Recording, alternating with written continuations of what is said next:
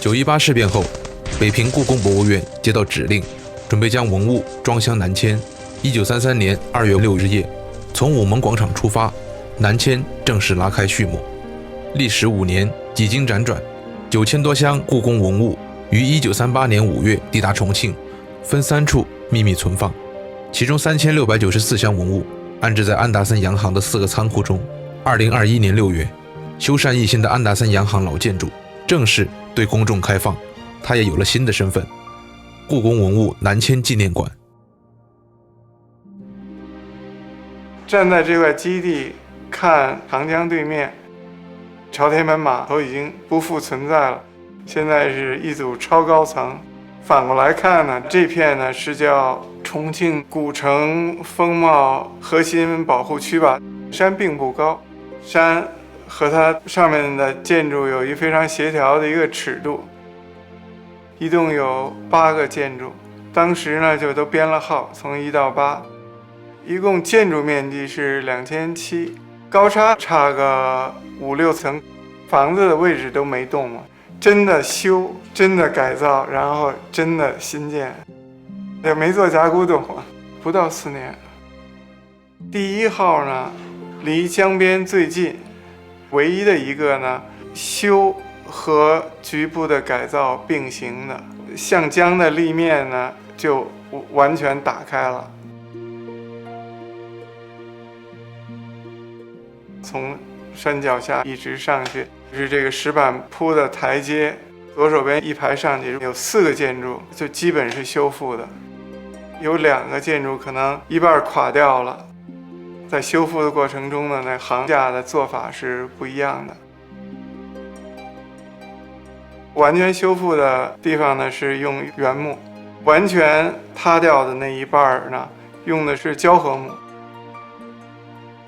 右手边呢有3个房子，估计是70年代左右，叫风貌建筑，潭源淡壁，是拆了重盖。钢的框架，3个小屋顶是石板加卷棚形式，新和旧呢有一个很含蓄的差异。石墙都是用的红岩，因为我小时候接触到的，一说到红岩就是重庆，非常朴素。景观做的其实手很轻，杂草生就杂草生哈。我们设计这房子，故宫文物南迁的研讨会，文物启程的时候有一张照片，所以有一大堆箱子，那院儿哈打的那些木箱什么样清清楚楚的。那张照相等于它变成记录南迁的第1步了。一路上多少人，就是一个骡子在那个很泥泞的道路上呢，驮着2箱，非常非常的不容易，是一个奇迹了。故宫为什么把文物停在那儿？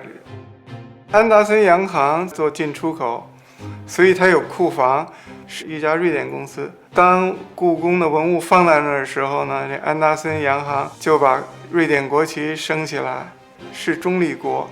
战争时期呢，按说呢，它是不应该被炸的。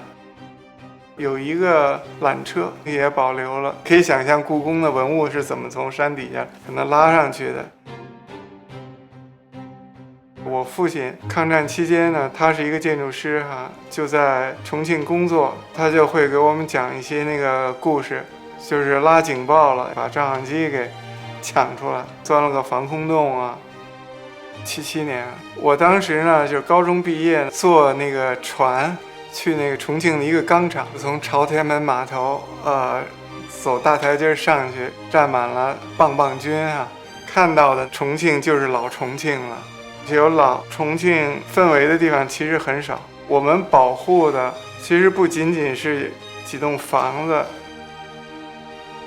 就是咱们今天特别爱说文化，可是文化不是一个抽象的概念，文化是跟历史连接的，历史是跟实物连接的。故宫文物南迁纪念馆是让大家记住这段特殊的经历，就是为了保存这个中国的文化做过的努力。